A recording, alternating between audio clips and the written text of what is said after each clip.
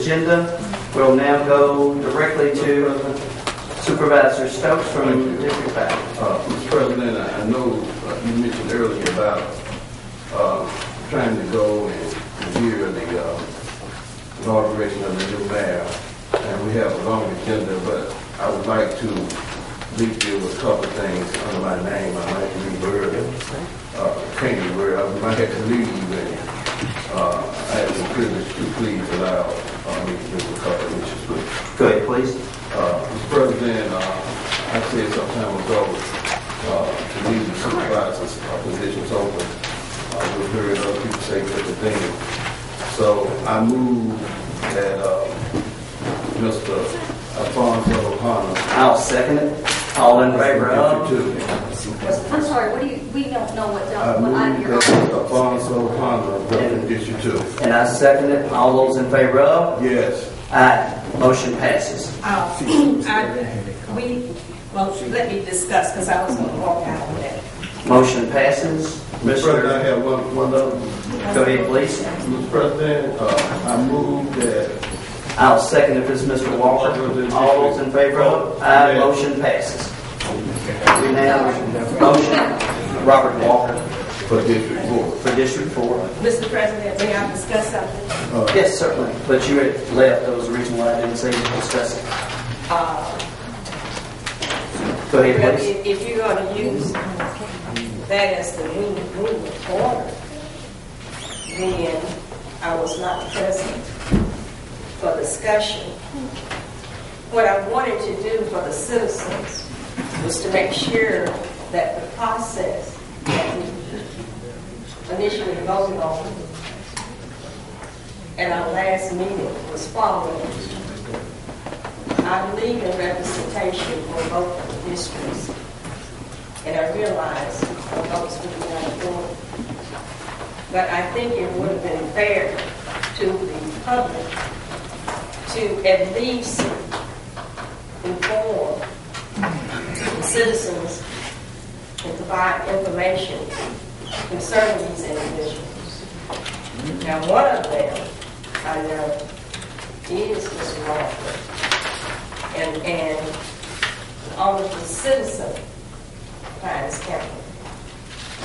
And I know several things about him because of his active, of being active in the community. The other one I do not know anything about, and I don't know what else the citizens do. So I possibly would have been in favor of voting, which I'm probably not. But if you would at least provide information regarding who these individuals are to the general public. That's the only thing I was going to ask. We'll be glad to do it, Ms. Calhoun. Both of these individuals have agreed not to serve. Both have agreed not to serve. Mr. Walker has a resume that he submitted. Also, Not to run. Excuse me, not to run. Dr. Walker has submitted information. We have information on him. Mr. Al Hunter is a businessman. He's lived in District 2 for 54 years. He's married. He's a church-going, God-fearing man. He's a businessman that has worked with some of the largest contractors in the United States. We feel like that he would... You said you wanted me to. No, go ahead. I think he has a name wrong. I don't know. Al Hunter. And the thing is, we have information. I'll be glad to share that information with you. They will have an opportunity to get in front of the board.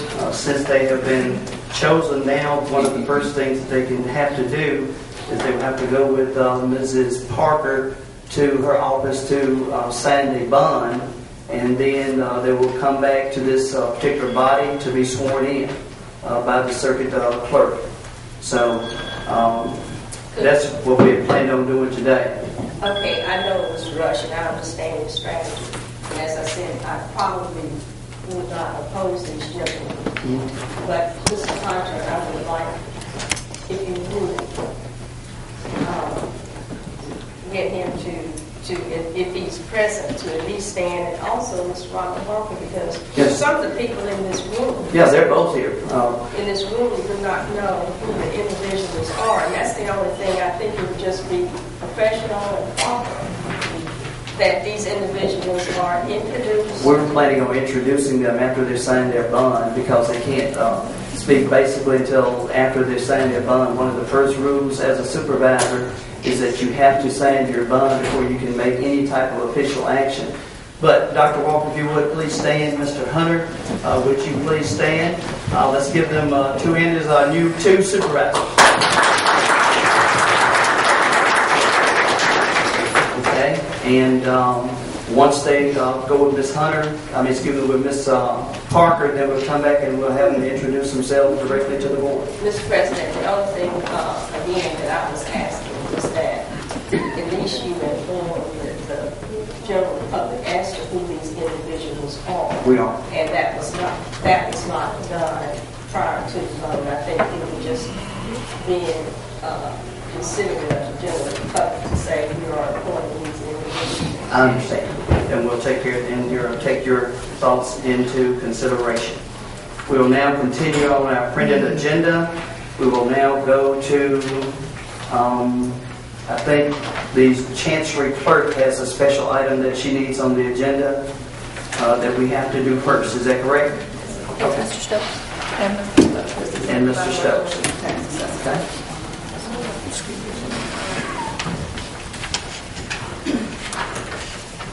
That the roll is. Yes, sir. Okay.